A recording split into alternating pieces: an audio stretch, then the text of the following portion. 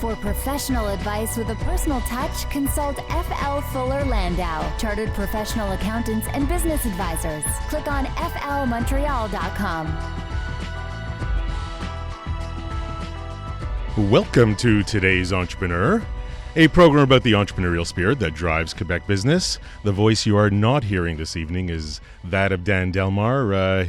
He was busy this morning filling in for Leslie Roberts, and takes a load out of somebody to talk that long.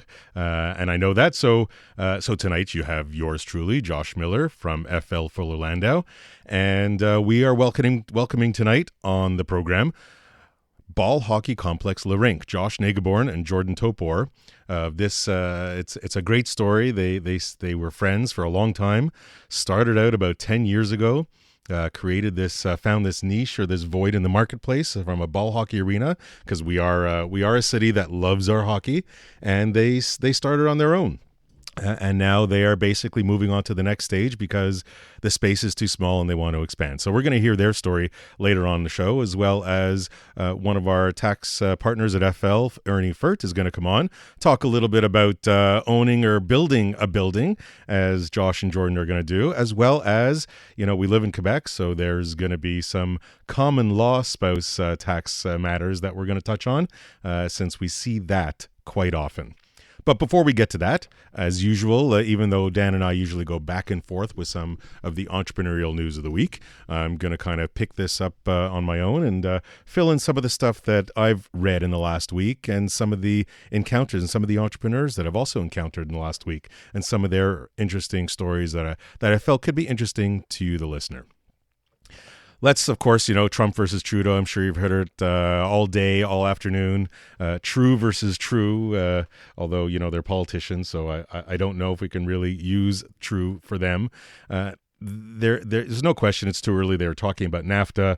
Trump, of course, says that, or thinks whatever he's going to do. Of course, he doesn't always read the prompter, but there's no question he claims that it's more on the Mexican side, not on the Canadian side, because, of course, there is $2 billion of trade each day that crosses the border, 21 states that do business constantly with Canada. So I do believe that they recognize that. And, of course, Trudeau, being a true Canadian, no question, he's not rocking the boat. He's not telling him how to run his own country. And it was probably a good first meeting. They exchanged some niceties, and who knows, did President Rinque Peña Nieto, was he listening in on their kind of talk about NAFTA? Who knows? But time will tell. If you're a Quebec entrepreneur, stay tuned. Hopefully things don't change too drastically with the U.S., and hopefully these NAFTA changes will possibly affect between the U.S. and Mexico more so, but stay tuned for that.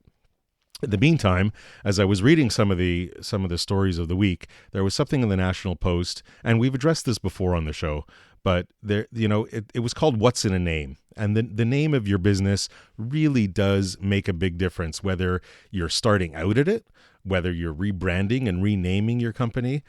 I think it really covers a lot. So let me tell you just a few little tidbits of information, not useless information, but really interesting stuff, such as Google didn't start out as Google. Google actually started out as a company called Backrub, because they were checking the background on certain aspects online. Pepsi was actually Brad's drink. That didn't work out, but everybody knows Pepsi today. And Nike wasn't always Nike. Nike was Blue Ribbon Sports, from a couple of partners that emanated, that started that. So you don't know, the name really means a lot. There's a lot that goes into it, a lot that goes into branding, and then you could of course have the names that don't work very well. There was a chocolate brand in the 70s called AIDS, AYDS. That really didn't catch on so well when AIDS kind of came out into the marketplace, and they tried to kind of come back with Diet AIDS, but that just didn't work either. And then my personal favorite, and you might have not heard this because this is across the pond, but one of the names that didn't really work so well was this British brand called Spunk. And they sold shoes and T-shirts and, of course, socks, because, Spunk socks, it's always important. But more importantly, really, when you're thinking about a name, you really want to make sure that it embodies what you're going to do, what you're going to accomplish, what you represent, what your vision is. There's no question that entrepreneurs will spend a lot of time and money and resources building your brand. And if that doesn't work, of course, then there could be time and money and resources rebuilding a brand. But they should always take good heart. And I think we've mentioned it before, but there's no question that when you finally find your name, trademark it. Trademark applications usually only happen on the second branding, when you realize that, hey, maybe I really got to get this name under wraps. But trademarking is big. But of course, not only that, and personally, I think even before trademarking begins, you need your URL, your social media sites, which will follow. But if you can't find your .com, or if you really truly prefer .ca, if you can't find your .com, then maybe you need to adjust your name. Maybe something else will come out of it. But that's something that you really need to think about and come into, at least at the early stages. And then, of course, you can build a visual and all that. So I think the message behind what's in a name, and of course, you can go by, a rose that smells as sweet. Very important. Get your name out there. Make sure your URL is ready. .com. The world is just happening online. Which brings me to another article that we read, and it's really, this comes from Inc.com.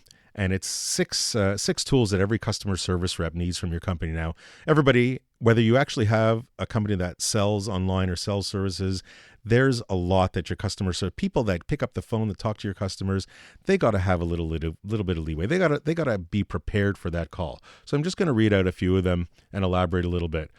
One, guarantee that your company is not out to cheat your customer. If your employee thinks you're cheating out the customers, they're really not going to be that effective. They say insensitivity training should be part of it.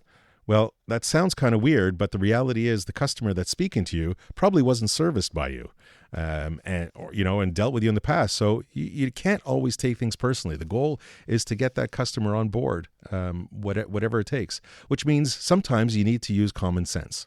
And hopefully your employer realizes that common sense, which isn't always so common, by the way, is a good thing to have when being a customer service rep, because sometimes you got to go outside the manual just to find the solution, and you never know what you find that could change and rattle going forward. Quick accessibility to data. If you don't have that data, if your customer service rep doesn't have it, well then, I think that's got to be changed, because you want to answer your customer on the spot. You don't want to fumble around, say, I'll get back to you, I can't find your order online, etc. And I would say, one of the last things was a right to make mistakes. If the customer service rep isn't ready to make a mistake or can't thinks they're going to get fired, then they won't do that. So keep that in mind for the other aspects. One last thing before we come to our break and before we get to our this evening's guest, you might have noticed that Sears was in the paper again. We talk about Sears quite often on the show, and the new Chief Executive Officer, Eddie Lampert, said last Friday that they were going to slash $1 billion worth of expenses. So naturally, the stock went up, and, pre-market trading was up about 40%, close to $860. Of course, it ultimately traded at $730 on the market and eventually closed out at the end of the day today around $640. They're going to close stores, as they've been doing. They're selling off assets. Their Craftsman brand name, they're going to sell off for about $900 million. Bottom line is, SMEs, if you're selling to Sears, if you're still selling to Sears, because not everybody still is, just watch out and try and protect yourself where possible. Coming up on the program, we have ball hockey complex Rinque, and of course Ernie Furt towards the latter half of the show on common law spouse matters as it relates to tax. You're listening to CJED 800.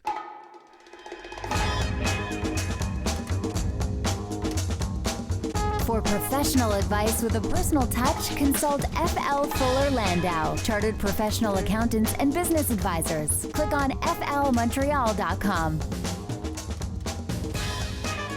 It's 7:19. Welcome back to today's Entrepreneur, presented by FL. Inspiring stories from outstanding business people. The voice you're not hearing tonight is Dan Delmar. He is not here this evening, so flying solo with the help of my friend behind the booth, Brian Kalasar. Thank you very much for everything so far, keeping me on track.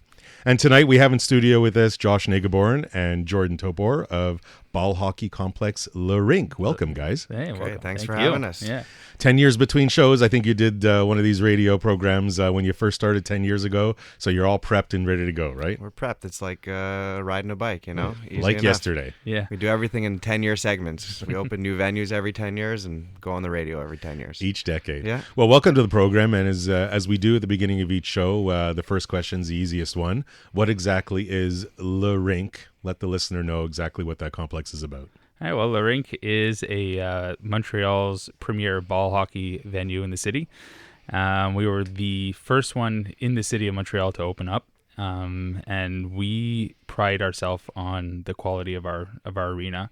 We didn't want to just slap together some boards in a warehouse. We wanted to make it a premier destination for ball hockey, and that's what we did. And that's who we are.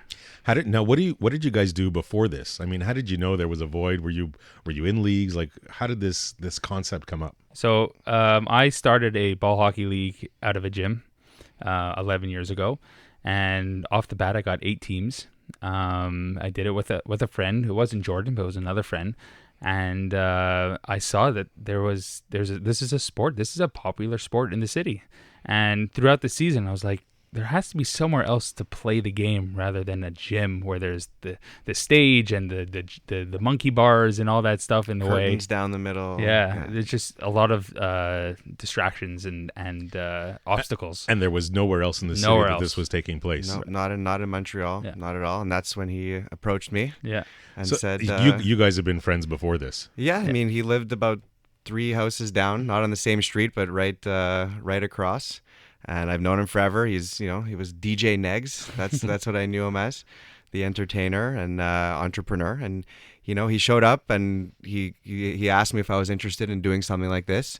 And I'm a guy who played hockey my whole life. I played midget AAA, junior hockey, went to prep school, and it was at the point where I was just about finishing playing at Concordia. And he came up to me with this idea, and I said, you know what? Not many people get to do something that's their passion for a living.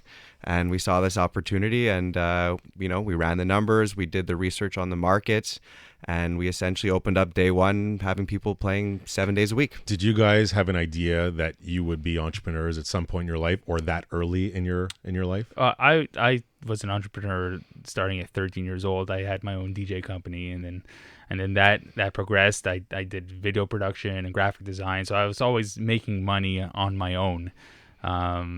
I don't know about Jordan, but No, you know what? For me, I was always just going through the ranks of school. When we opened the rink, I was 22, so I was very young. I went. You're still young. It's okay. We still consider you young. I still a couple gray hairs poking out, but not too many. Excellent. Well, what a great story, and you guys are friends. Not friends go into business and last this long. So when we come back from the break, we'll talk a little bit about your roles and how you kind of bounce ideas off of each other, step on each other's toes or not, and we'll go from there. We're talking with Josh Naygeboren and Jordan Topor of Ball Hockey Complex Rinque, 723 CJD 800. For professional advice with a personal touch, consult FL Fuller Landau, Chartered Professional Accountants and Business Advisors. Click on flmontreal.com. Welcome back to today's Entrepreneur, a program about the entrepreneurial spirit that drives Quebec business. This is Josh Miller from FL Fuller Landau. Flying solo tonight. Dan is off this evening. We miss him. Shout out, Dan, but we're somehow managing without you. We're here on the program with Josh Naygeboren and Jordan Topor of Rinque Ball Hockey Complex. And I know we were talking a little bit before break about you guys and how you got together at the beginning, your friends. But you also did work, you were young, youthful, but you did work on a business plan. It was important enough that you wanted to set something out in writing. How was it back then and the searching, the finding information 10, 11 years ago? Well, Google really wasn't such a big thing back then. But we were pretty knowledgeable. Like we did our research. We did find some of the major leagues playing in the city.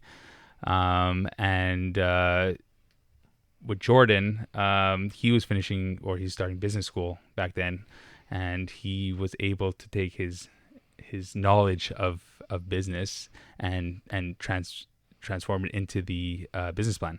So would you say that you guys' roles, one is more admin, financial, the other one is more sales, operation? Like, do you guys split your roles equally? I mean, I think naturally things did get split because I guess we each have our better suits. But we can both do everything. I mean, we're lucky in the sense that, I could go away on a week vacation and know that everything will run smoothly, vice versa. Josh just had a kid not too long ago and let him stay home for the week and change diapers, so Such a nice guy. I'll be there soon. Nice I'll be there in 6 weeks, and I'm sure he'll do the same thing for me. Now, you're also, I don't want to get to this, we'll talk about kind of the next steps after the break, but you also are doing a kind of business plan now. So you've done a business plan 10, 11 years ago. You're doing one now as you're looking to explore and change locations.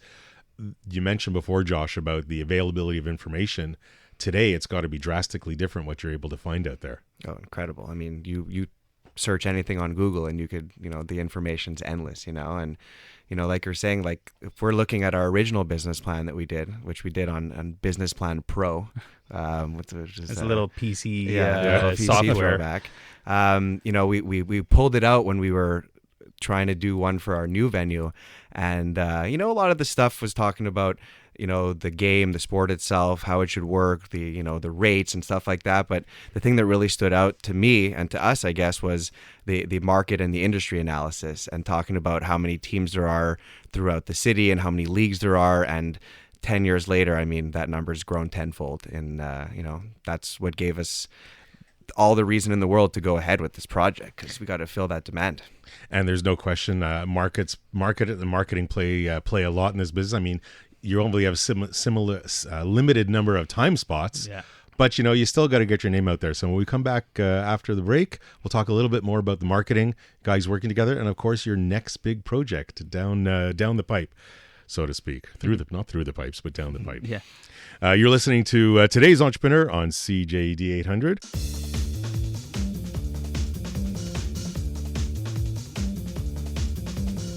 For professional advice with a personal touch, consult FL Fuller Landau, Chartered Professional Accountants and Business Advisors. Click on flmontreal.com. It's 7:36, and welcome back to Today's Entrepreneur, inspiring stories from outstanding business people. You're listening to Josh Miller from FL Fuller Landau. We're here in studio with Josh Naygeboren and Jordan Topor of ball hockey complex Rinque. A little later on the program, we'll have Ernie Furt, tax partner at FL, talk to us about a couple of different things, maybe about building and sales tax, some of the challenges there, and a common aspect here in Quebec, common law spouses, and maybe some of the challenges and pitfalls you should be aware of. But in the meantime, we're going to come back to Josh and Jordan of Rinque. And one aspect, guys, that we didn't talk about, because Rinque is great. It's ball hockey. It's there's no question. It's a lot of fun. You'll have your dressing rooms and all that. But you guys also operate a small restaurant and bar at the front of the place. Yeah. Tell us a little bit about that. And did getting into that, was that part of a business plan? Did you think you're going to be a bar owner when you first started? Yeah. So when we came up with the whole plan for the rink, beer and hockey just go together so well. And I guess you can say chicken wings also. But we knew that we had to put in a bar and a restaurant in our rink, and it was just a perfect marriage of businesses. You have the restaurant and the hockey. So did you ever worry about it getting rowdy or raunchy? You'd have to break up bar fights. Was that ever a concern? Well, yeah. I mean, like 10 years ago when we first opened, we had no idea what we were to expect. Because you have a lot of testosterone in the room, possibly, after finishing a game of hockey. Yeah, I think only once we had one rowdy incident. I think it was during the Habs playoffs when someone we know, he drank a bit too much, and kind of we scored, I think, a game-winning goal and jumped into one of our walls and kind of went through the wall. Yeah. Gyprock's not so strong, Not for him. No. Yeah. And so you must, forget the hockey side of it. There's the bar side. Your insurance must be very important. When you were first opening this place, you must have, the insurance aspect, the liability insurance must have been very important for you to seek out and make sure it covered you for everything. Yeah, I mean, you want to make sure you're covered. But for us, we we have to check to see what are we liable for. You know, like if someone's gonna take a slap shot in the arm, it's not my fault. It's not my problem. But if a light were to fall from the ceiling, or a nail were to stick out of the boards, or like you said, you know, if people are getting rowdy in the bar and they do stuff, or if someone has too many drinks and decides to drive home, you know, these are things that, you know, you got to monitor, and, you know, and you try and be socially responsible. Yeah, You train your team members, staff, your staff to do that. Of course. Yeah. Now, then there's the marketing aspect. We're going to switch gears a little bit.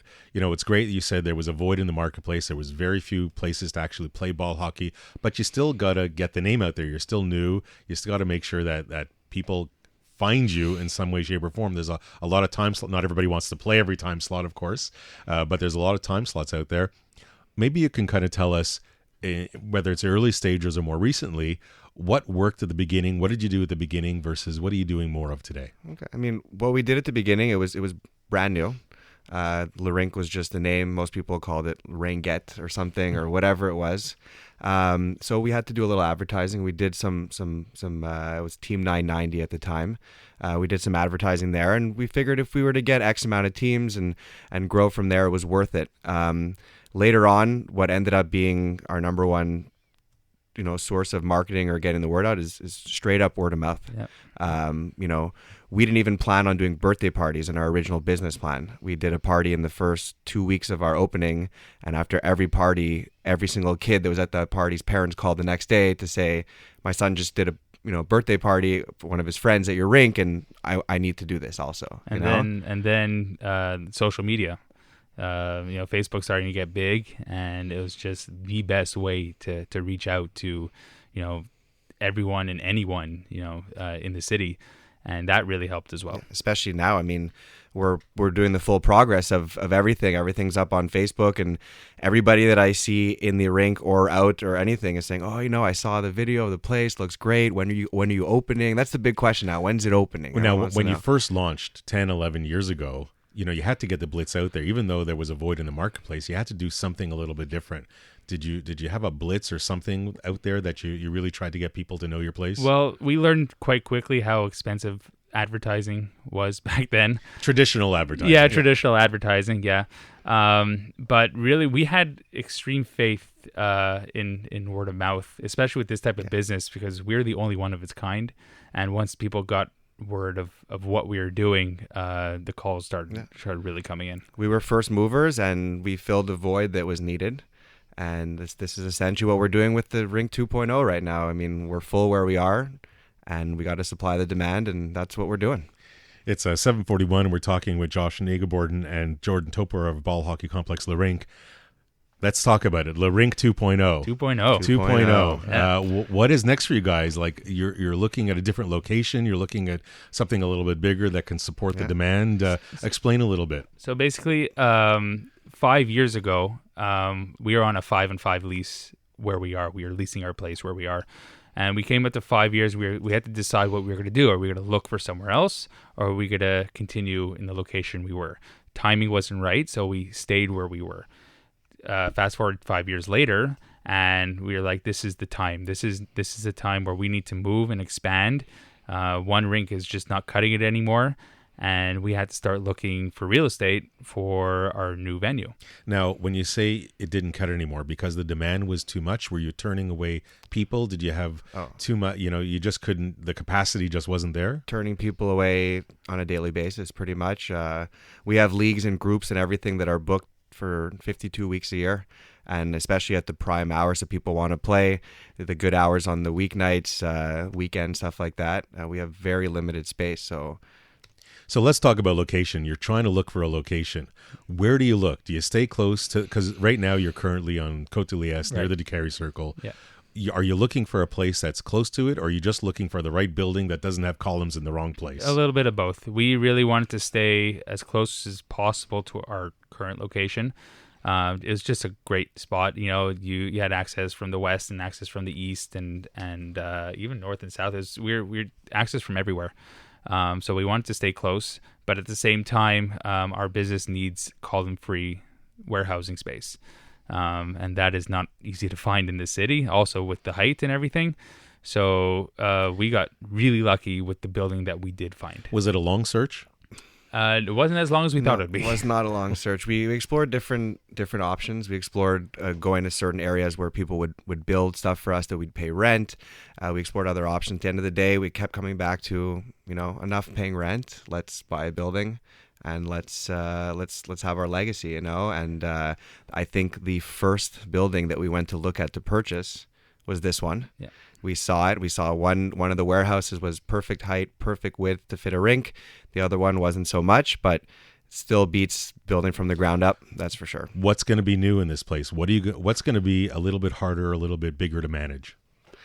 Well, there's just more to deal with. There's more rentals. There's more staff to do. To You're take going to have care to of. hire more. I think We're the gonna have to staffing hire a lot more. is the newest thing for us, because now really the way we work is one person pretty much manages the whole building when they're there. Like our one staff in our restaurant manages everything, but now we need to have staff in our new restaurant. We need to have a manager managing all the rentals and the rinks. So managing that is going to be a new feat for us. And we also added a full-time chef. So we have like a full-service kitchen in our new place.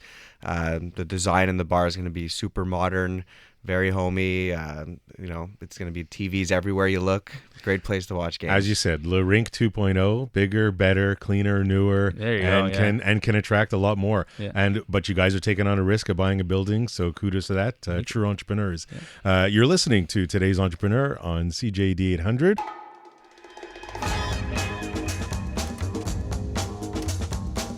For professional advice with a personal touch, consult FL Fuller Landau, Chartered Professional Accountants and Business Advisors. Click on flmontreal.com.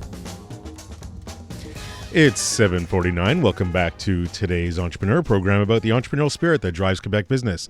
We were talking with Josh and Jordan of Ball Hockey Complex Le Rinque, and we bring into the conversation one of my partners, one of my tax specialist partners, Ernie Furt. You've heard him on the radio before. And just before we get into matters, because I know we want to talk about common law spouses, but while we're kind of on the topic of buildings and ball hockey and buying buildings and kind of creating expenses, and of course naturally paying GST and QST and getting it back, maybe Ernie, you can kind of jump in a little bit and talk a little bit of the challenges, the process of maybe waiting for your refunds to come back after you've paid your suppliers. Well, what happens if you're doing something different in the organization, and all of a sudden you're in a position where you're no longer paying the GST, but you're asking for some back? What the government has a tendency of doing is they say, this is interesting. Let me give them a call and ask them for their 5 biggest invoices of purchases and their 5 biggest invoices of sales, just to make sure that it's legit. So they kind of delay the claim a little bit until they speak to you and they get that information, they see what you're doing, and they understand what you're doing is perfectly fine, and then they'll release the money. So you gotta watch yourself in that. Make sure that your documentation is good and it says the proper name on it. So when that call comes in or that letter comes by, make sure that you respond to it and you have all the documentation that you need in order to claim what is rightfully yours. Of course, it makes no sense. You ever had somebody say, well, can I preempt it and just send in invoices with my remittance report? No, because there's no facility to do that. All of a sudden, there are going to be invoices in somewhere in the air, and you're going to go, well, what do these belong to? You said something very important. Make sure it's in the right name. Often, suppliers, contractors, and somebody makes some deals. How important, maybe you can elaborate a little bit on the name of that invoice. One element that every auditor from MRQ looks at is the name on the invoice. The name on the invoice has to be your either regular name of the entity, or it has to be your trade name that has to be registered with the MRQ, and then they'll accept it. Sometimes they've been very, very difficult when something says ABC Inc., but it should say ABC Limited. They say, well, ABC Limited is registered, and maybe they'll be claiming this. And you said, no, but it is us. So you're going to have to get your suppliers to ensure that those invoices are in the proper names, and if they're not, don't pay them. Speaking of names, common law spouses, they don't always take on your family name, but there's certainly some pitfalls, some challenges that, the entrepreneur, we live in Quebec, and there's a lot of conjoint common law spouses out there. Conjoint de fait. Conjoint de fait.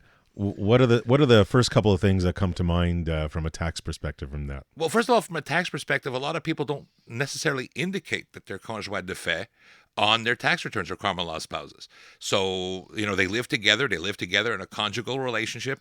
And at the end of the day, each one files a separate tax return, don't indicate that they're, common law. And there's certain things that are shared in between common law spouses in terms of, you aggregate medical expenses, you can aggregate donations, and certain credits are based on thresholds, especially the Quebec credits, that combine both family income. So there's definitely some benefits of that common law spouse, but then there are a few things that maybe the common law spouse or one of them should look out for. When we come back from the break, we'll talk a little bit more about that, and of course the one piece of advice that Josh and Jordan will give to today's entrepreneur coming up shortly after the break.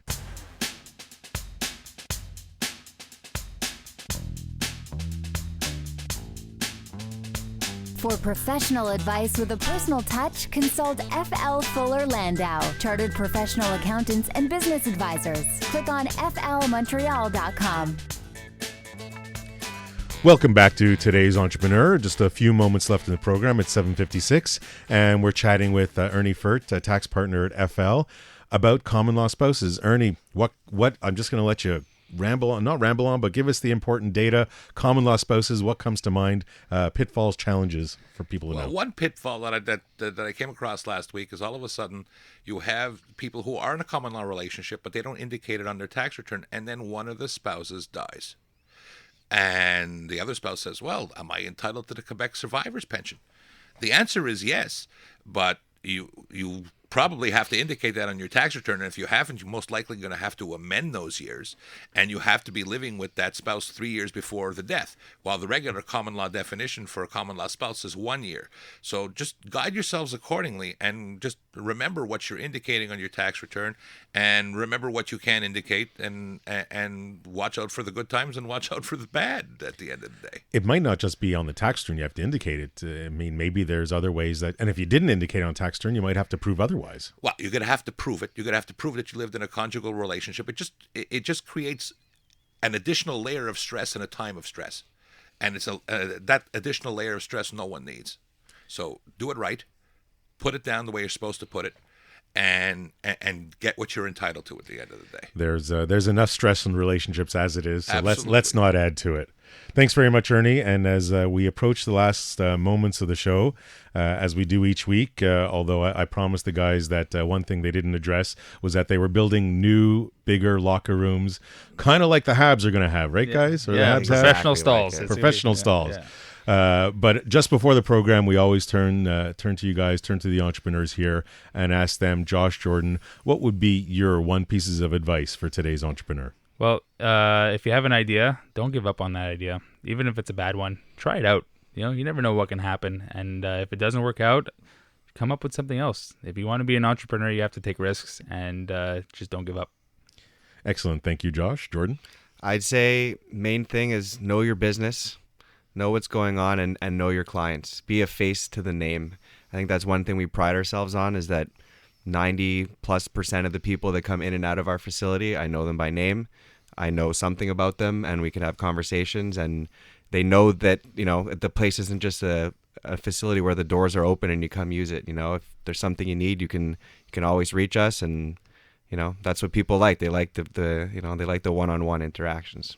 It's like Cheers. Always know your name. Everybody knows your name. Exactly. Thank you. My takeaway is, as I try and do each show, is, there's a few. One is, as friends, you guys work well together and you know each other's competencies, and that's usually important. But I think the other aspect that came out a little bit was that you guys knew or were ready when to take that next chance, when to move to that next level versus resting on your laurels and just kind of coasting. And not every entrepreneur knows how to do that. So great. Thank you very much for joining, guys. Thanks for having us. Ernie Furt, thank you for joining us here. Always a pleasure, Josh. You can always, Today's Entrepreneur by FL, you can always log on to flmontreal.com and listen to this show and, of course, all our past shows. Thanks very much, and see you next week.